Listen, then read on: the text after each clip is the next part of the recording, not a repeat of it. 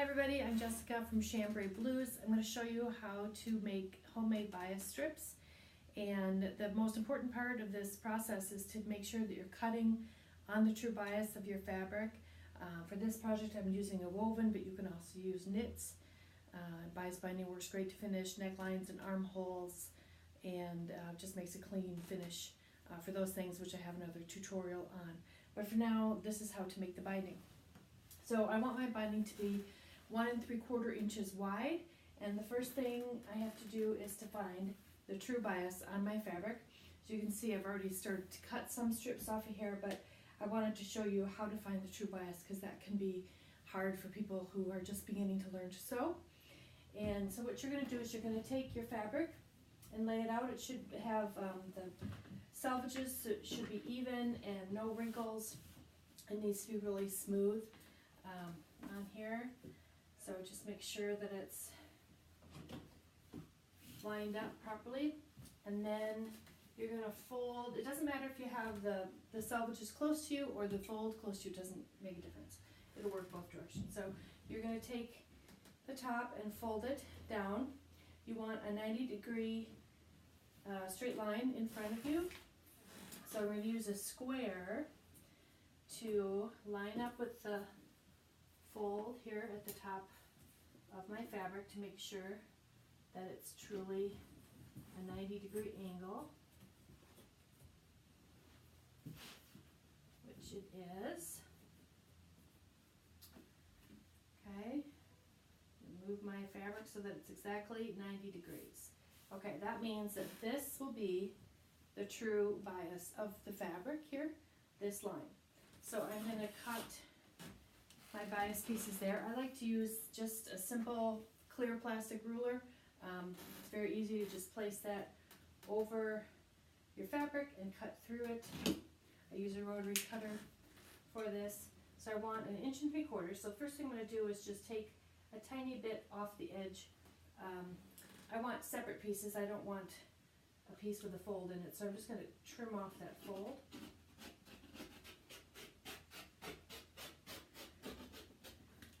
So that I have raw edges here.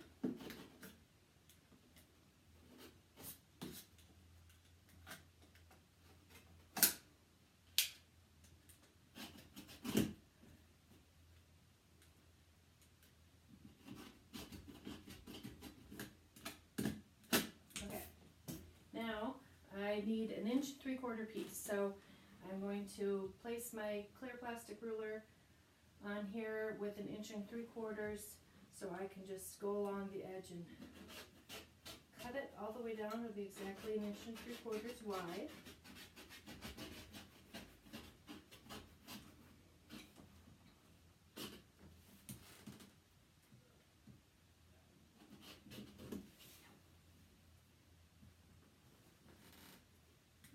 And I got a little piece here that didn't cut. Okay. There we go. So you have it. So here's my bias piece, okay?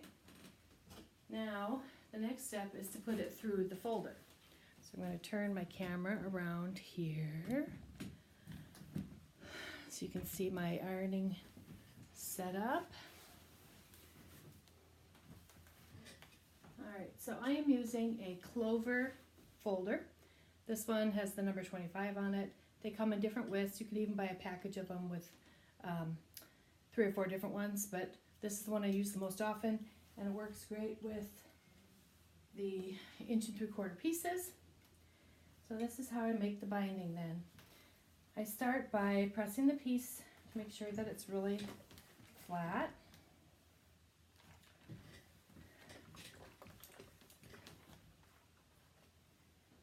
And I'm going to spray just a little bit of spray starch on here.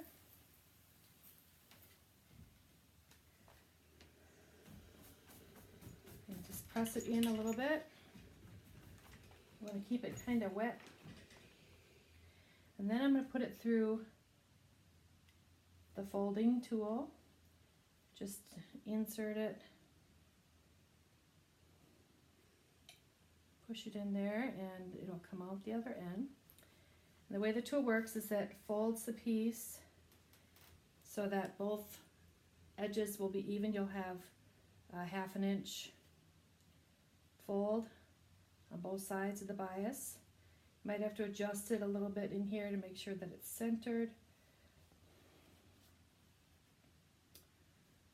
There you go. So the next thing to do as you pull it through is to press it again.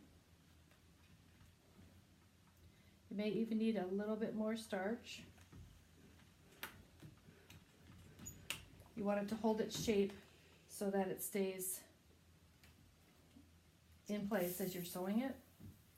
Add a little more starch on there. Let me continue.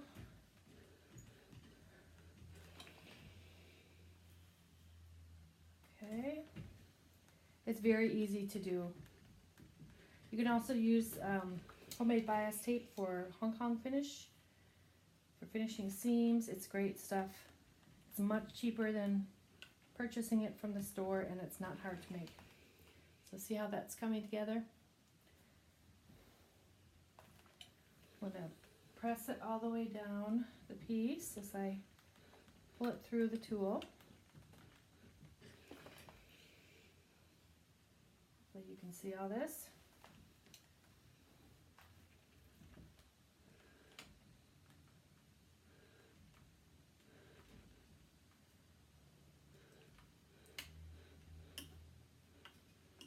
Okay, all the way to the end. Then the next step is to press it in half again. And it's really just a guideline.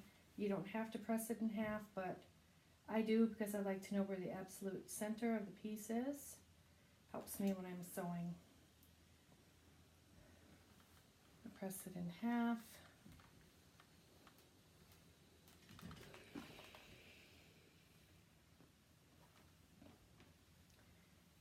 Do the other end.